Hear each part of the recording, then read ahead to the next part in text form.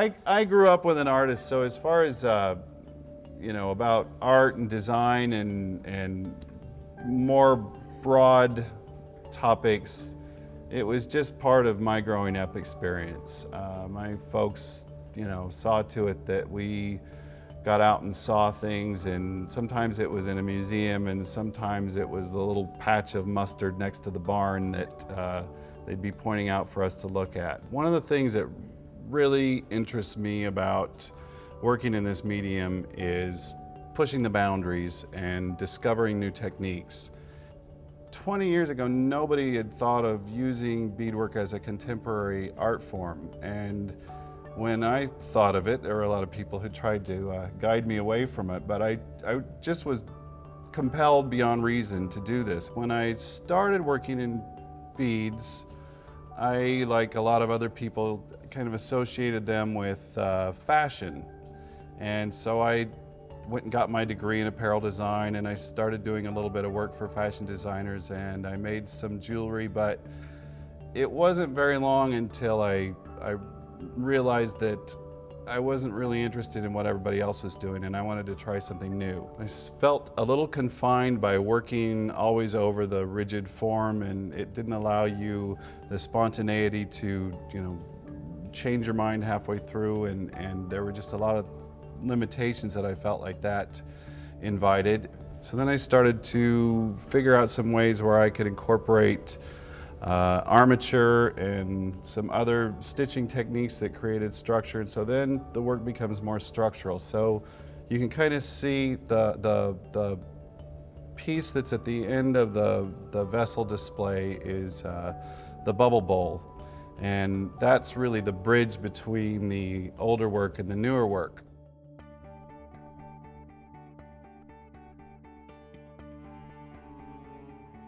It is something that cannot be hurried, and it is a one bead or a two bead at a time proposition. One of the frustrating things for me is that my head works a lot faster than my hands. And so the piece evolves as I'm working on it, but I'm also thinking about the next piece, and I think as an artist, you really pay attention to what your eye goes to and what you're drawn to and images that you're drawn to, and then eventually some of those things show up in your work. I don't really plan very much. Some pieces are very linear, where I have the idea in my head and I sit down and I make that piece, but that is a rare piece. The piece that I did about September 11th was a very linear piece. I got an image in my head and I went for that image, and it changed a little bit, but not very much.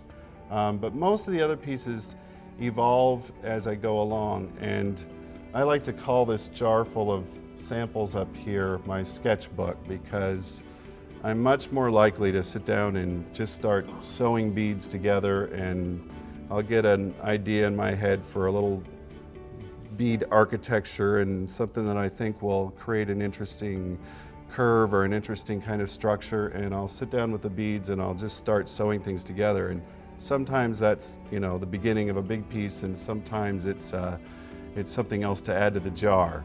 So that's really how I sketch, is with the materials in my hands. If you look at Confrontation in the Green Room, I mixed all my flesh tones together so that I could get this kind of, because we aren't all one color, we're a lot of different colors, and so I think it's interesting sometimes to mix just colors that are very close to each other together, and you get some real subtle, I think it adds depth to the work.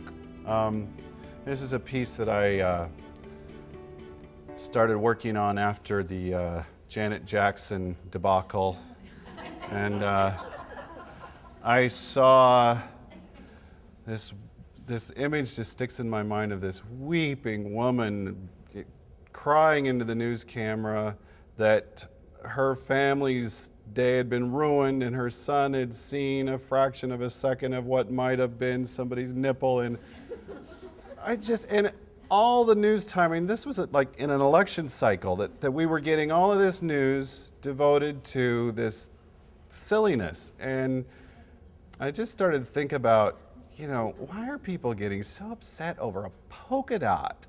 And why is my polka dot okay, but your polka dot is obscene? It's one of those absurdities that exist in our culture that we clutch to ourselves.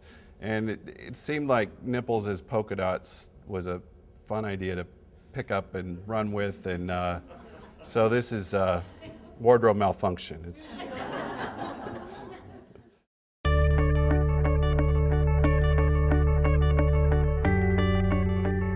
Sometimes you get a different perspective when you don't see something for a while, and when you put it in the box and you mail it off because you're late for your deadline or something, you don't get a chance to just sort of interface with the work, and then if it goes away for a long time and it comes back, you see it differently.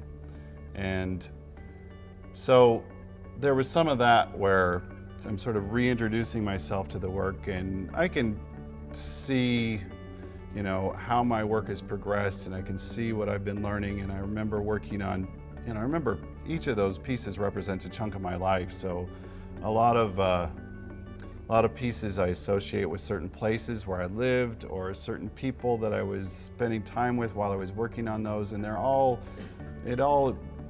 so it was almost like rifling through an old journal. It did give me a feeling of, well, now what? I've done this, and or the next 20 years, do I want to do this again? Do I want to continue to do this? And how do I want to see my work develop? And I'm still answering that question, but it seems to be a convergence of a lot of things in my life right now. There's a lot of things that have kind of come to this place, and so it is a feeling of standing here and looking back, and also looking at the future and deciding, what I want to parlay this experience into. And I'm still answering that, but one of the things I find myself increasingly drawn to is working with objects that have meaning for me and combining them with beadwork, because, why beads is a question that I've been asking myself, and I will continue to ask myself. But I think what they do is they provide that magnet. They can take a non-precious object and you contain it in a beautiful container that's been made with painstaking stitching, and it embeds that object with a certain amount of reverence almost. But I'm always seeking ways to find new meaning and to hone my vision and to hone my message, and to really figure out for myself, how I can be the most articulate that I can be with the tools that I use.